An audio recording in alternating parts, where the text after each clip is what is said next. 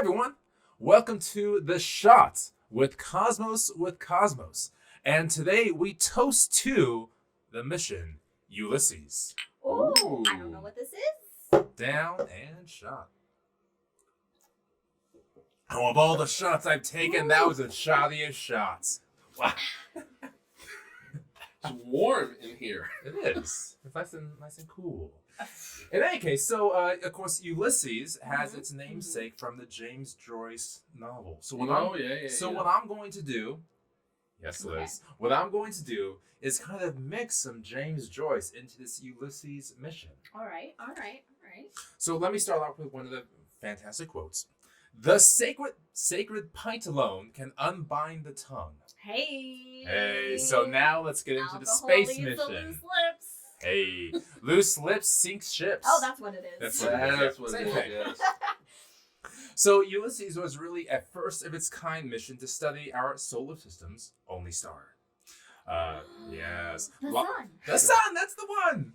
Launching October 6, 1990 aboard the Space Shuttle Discovery, the satellite would travel more than 8.6 thousand million kilometers, which is some kind of great distance.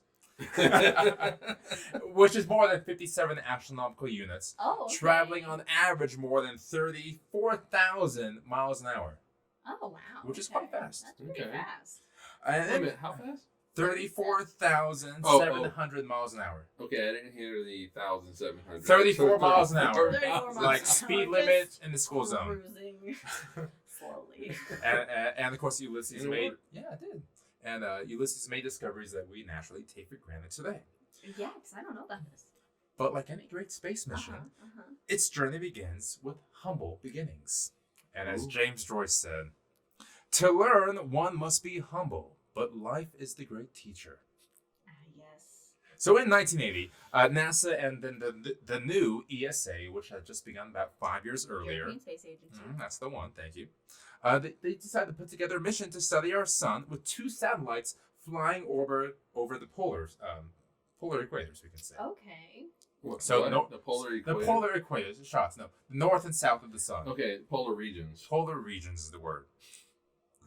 And the twin probes would eventually slingshot around Jupiter and become the fastest human-made things ever created, surpassing even Voyager missions. That's how fast they'd be going. At the time? Using gravity to get Jupiter's gravity to get a little speed boost, everyone. That's speed boost. It's like when you are in Mario Kart and you hit a mushroom. Yes, and you're hit like, Z yeah, and boom, faster. That's exactly what it did. Yeah. But the NASA, so again, they had 2 spacecraft, one built by NASA, one built by the European Space Agency. I like this joint. Well, cool your jets there. Okay. So NASA spacecraft would be 450 kilograms. ESA's would be 350. Okay. And with a multitude of scientific instruments, it would again reveal the sun's secrets, because we haven't really studied the sun in depth to this point. And they would scheduled to launch in February 1983. But the NASA at the time was in the midst of the space shuttle development hell, and its budget was cut. Yes. So it was delayed till 1985, and NASA spacecraft was cut by 40 kilograms. Okay. The cuts kept happening until NASA was forced to cancel the mission altogether. Oh. Yeah, so instead of 2, now ESA is like hung with the bill with this one, which didn't sit great with ESA, because here's this new partnership, here's this new agency, and they go, you just canceled this multi-million-dollar project with us? I feel shitty about that. Our government sucks. Well, especially 19... So let me talk about... No, I won't talk about the space shuttle development. That's in a later episode. But then ESA said, and this is a quote, read your own obituary notice. They say you live longer. Gives you second winds. New lease of life. Thanks, James Joyce. Right. So the mission was dead, but they decided, no, we're our own strong, independent person. We're going to keep this going. Oh, all right. So they decided to go ahead with the mission, despite NASA withdrawing its own probe. Okay, go. You say, yeah, you forge your own path. Yeah, you can go your own way. Okay, that's it. So what was at the time called the International Solar Polar Mission evolved into the space probe Ulysses. Oh, okay. Where ESA would provide the satellite bus and the scientific instruments, and NASA would provide the RTGs, the radioelectric thermal generators, which is Okay. big batteries. Okay, power. Power, yes. All The right. ground communications to the deep space network, Uh-huh. and the means of delivery aboard the space shuttle. Okay. Excellent. Discovery. Space shuttle. It was Discovery, yes. Well, as you we mentioned that earlier. Yes, but I was hoping, like, oh, he's a big Ulysses fan. But in any case, the probe was scheduled in '86, but then January of that year, the Challenger disaster happened. Oh, Yeah. no. I was like 6 months old. Oh, So- I know exactly where I was. I know Oh. exactly. At some point, where wait, I was. that may be a different episode. We'll go into that Anyway, later. anyway. I keep saying this is another episode Yeah. in this episode. I just watched a lot of shit, people. We haven't talked about Challenger, though. All right, anyway, go ahead. Anyway, so Ulysses was delayed, and it was disassembled and sent back to Europe. Oh, okay. Yeah, All right, it took a long time to get things back together. Here's your pots. So finally, in the October sky of 1990, Ulysses was launched and bound for a slingshot around Jupiter. Woo! 16 months later, it got to Jupiter. Joop joops. And Droopy Droops, and the spacecraft began a multi-week study of the gas giant. And on February 8th of 92, it came within a close approach of Jupiter and used the massive planet's gravity to slingshot around it to get to the sun. It's like, launch me. Launch me! Juice. And as James Joyce said in the Ulysses of the Jupiter Gravity Assist, beauty, it curves. Curves are beauty. Shapely goddesses, Venus, Juno, curves the world admires. So He likes the big world admire the gravity assist of curving gravity. I'm gonna go with that. Fucking authors. So the spacecraft ultimately studied solar wind Okay. from all angles. Ooh. It created the first three-dimensional picture of the heliosphere. Oh, wow. Oh, nice. Yeah. Okay, that's important.